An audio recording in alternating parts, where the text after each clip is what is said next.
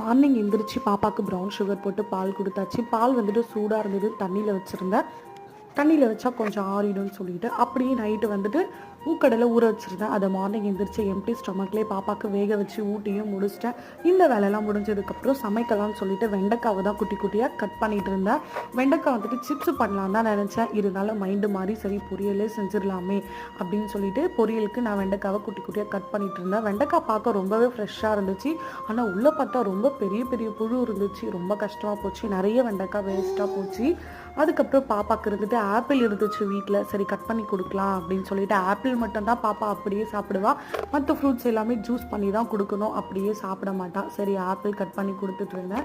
வீட்டில் எங்கள் பாப்பா வந்துட்டு ஃபஸ்ட்டு வாரிசுங்கிறதுனால எல்லாருக்குமே ரொம்பவே பேம்பர்டு. அவள் கேட்குறதெல்லாம் வாங்கி கொடுத்துருவாங்க. இங்கே பாருங்கள் எவ்வளோ பெரிய சாக்லேட் சொல்லிட்டு. இந்த வீடியோ உங்களுக்கு பிடிச்சா லைக் பண்ணுங்கள், அப்படியே சப்ஸ்கிரைபும் பண்ணிவிடுங்க. பாய்.